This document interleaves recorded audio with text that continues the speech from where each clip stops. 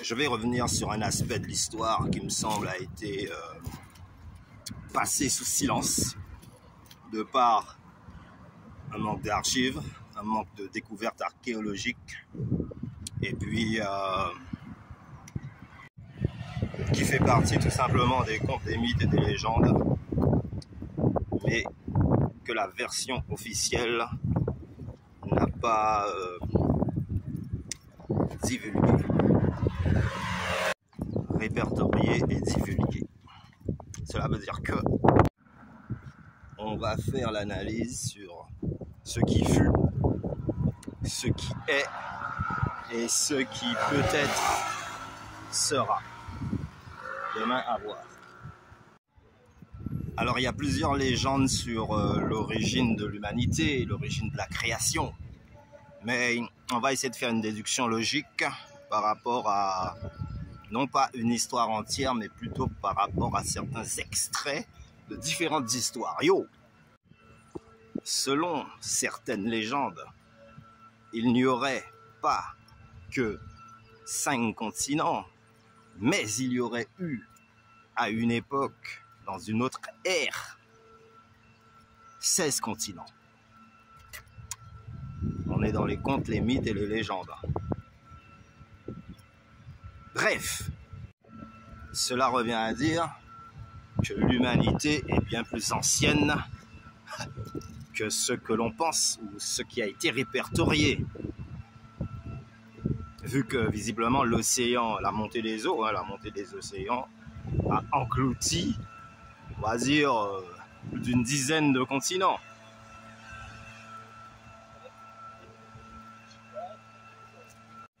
Et par la même occasion, les archives ont disparu, puisqu'il n'y a absolument aucune trace. Donc, si on remonte à 55 millions d'années, 100 millions d'années, il ne resterait plus aucune trace des civilisations précédentes, même si elles auraient pu avoir atteint un degré de modernisme, de technologie très avancé ou ultra-moderne.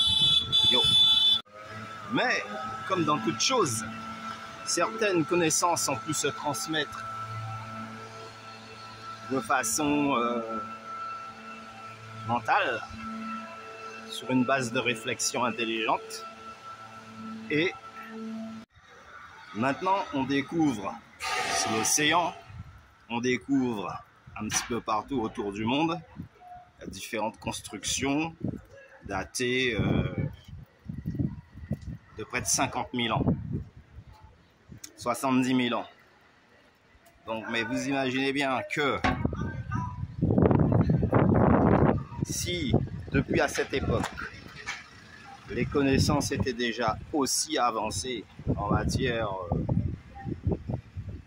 d'élaboration constructive, et ce qui nous reste aujourd'hui, c'est les pacotilles, c'est vraiment les résidus, c'est les miettes de cette science que ces anciens-là, ces ancêtres-là avaient mis au point. C'est pour ça que lorsqu'on entend parler des pyramides, c'était une civilisation mondiale, puisqu'on retrouve des pyramides un petit peu partout, au pôle Nord, en Antarctique, en Alaska.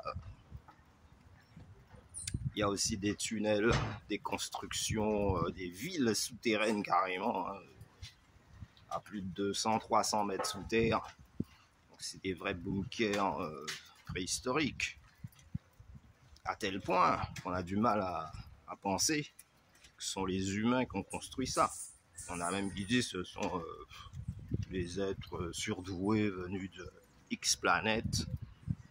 Ouais, bon, ils sont arrivés, ils ont construit ça, ils sont partis, c'est tout ça pour nous, c'est bien.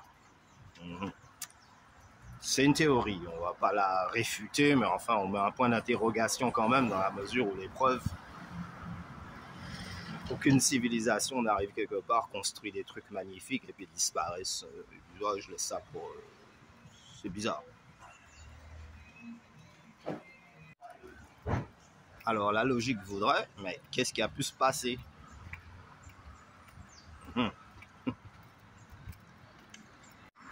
C'est deux solutions. Soit que, effectivement, ils avaient atteint un degré de perfectionnement très avancé. Yes, I. Bien propre. Et puis, à mon avis, ils ont été un petit peu trop loin. Et ça leur a explosé à la figure, quoi. Ou, au point de départ, on était sur une société pacifique, soit que, entre eux, il a commencé à avoir de la discorde, donc certains groupes se sont éclatés, ont préféré faire bande à part, et s'en ont allés très loin, voire ailleurs, sur la planète Terre, s'ils trouvaient un coin paisible, ne voulant plus faire partie de l'ancienne tribu. Supposition. Ou alors, d'autres humains venus de d'autres contrées se sont entrecroisés, entrechoqués, ont plus ou moins pillé justement les connaissances et les richesses de ces peuples-là qui étaient du genre plus pacifique qu'autre chose, traditionnel. Donc on va les appeler la civilisation primordiale. Ce qui revient à dire que depuis la préhistoire, l'homme a évolué beaucoup plus vite au niveau technologie, au niveau compréhension de son environnement, de l'univers. Et en tout cas, de l'espace qui les entoure. Et sont très... On peut supposer qu'ils ont resté très peu de temps dans la préhistoire. Voire même que,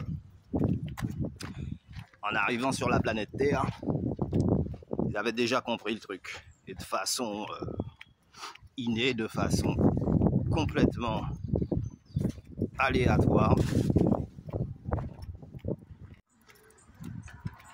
On pourrait pratiquement dire que plus une société, une civilisation avance dans la technologie, et plus au fil du temps, elle se retrouve coincée dans une voie sans issue. C'est-à-dire que la civilisation moderne arrive peut-être à son terme. Ce qui veut dire que même si une civilisation est très avancée, elle peut être amenée à disparaître, soit par catastrophe naturelle, cyclone, tremblement de terre, astéroïdes, effondrement de la croûte terrestre ou déplacement de la croûte terrestre, enfin bref, possible et imaginable de catastrophe qui peut être faire en sorte, changement climatique, être à terme, ou en tout cas un stop, un frein ou occasionner un changement de direction de la technologie, mais par rapport aux catastrophes endurées au fil du temps. C'est ce qui s'est peut-être passé concernant les habitants de l'Atlantide, qui étaient une civilisation mondiale, où les connaissances se transmettaient de continent à continent, d'île en île, et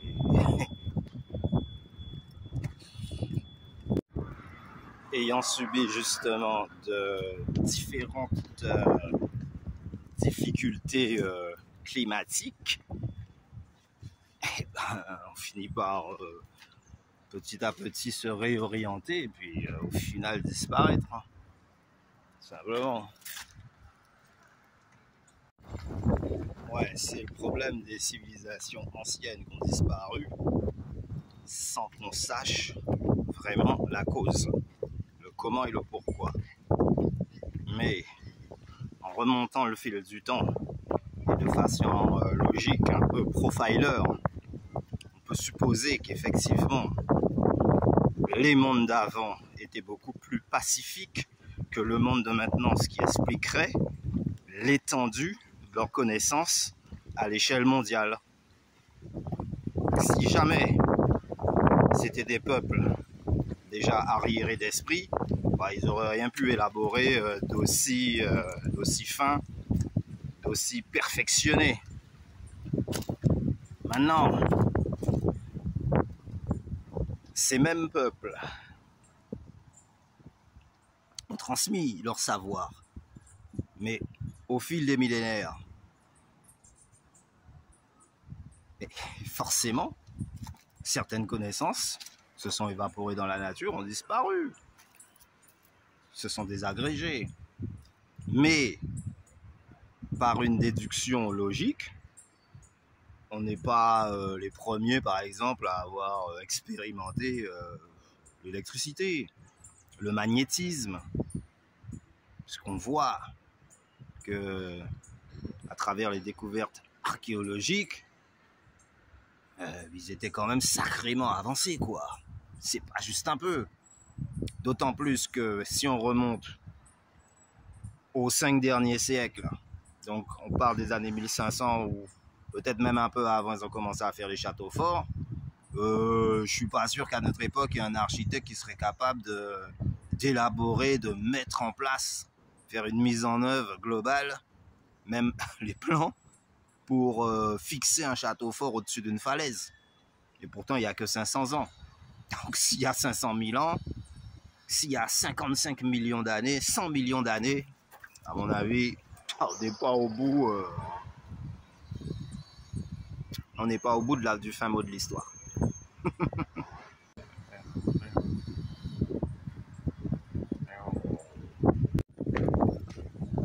Si on repart effectivement sur le fait que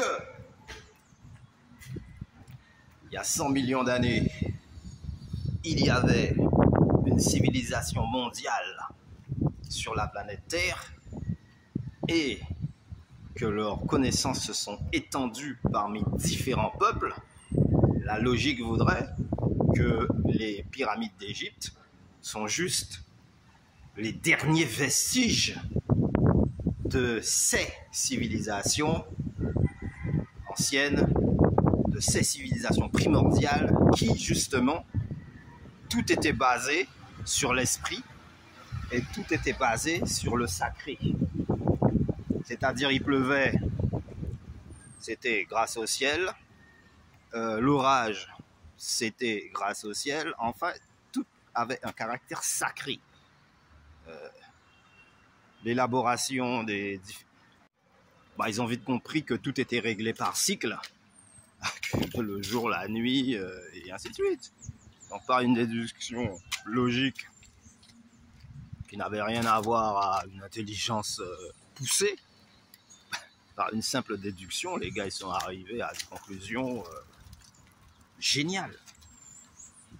Un peu comme un musicien qui n'a jamais appris aucun instrument, mais rien qu'en pratiquant, sans même connaître les notes, eh ben, le gars il arrive à te faire des trucs de génie, alors qu'un vrai musicien qui aurait appris les notes pendant de longues années, eh ben, il serait soit incapable d'interpréter la même chose, soit fortement étonné. Dans la logique des choses, ça devrait être l'inverse. C'est toujours celui qui a le plus étudié qui normalement est le plus calé dans ce qu'il sait faire. Et ben oui, ben l'exception qui confirme la règle est le fait que quelqu'un peut très bien sortir de nulle part, être petit, jeune, adulte ou plus vieux, et puis te sortir des trucs géniaux alors que jamais lui-même il n'a été influencé ou intéressé par ce genre de connaissances ou secteur de métier. Tout simplement. Bah, on apprend des choses. Voilà. En conclusion, ce qui m'amène à dire que la préhistoire, visiblement, n'a pas duré très longtemps.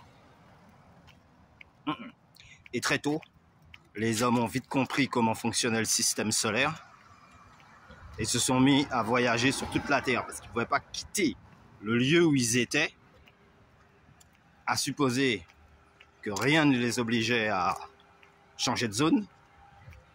Et ben, ils se sont donné comme mission d'aller explorer toute la Terre. Ayant fait le tour de la planète, s'ils ont rencontré personne, en admettant qu'ils aient pris 3 ans ou alors 4-5 ans pour faire le tour entier de la planète et revenir à leur point de départ, quand ils sont revenus dans leur tribu, ils étaient acclamés comme des rois. Et ils ont raconté qu'ils ont fait le tour, peut-être pas le tour entier, mais une bonne partie, et qu'en fait, ils ont rencontré personne.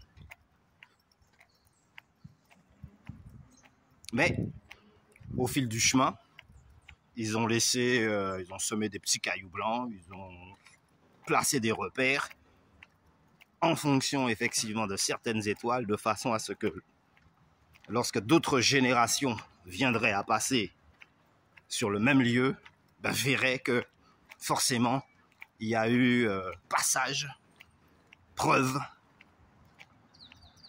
de l'existence humaine dans ce coin.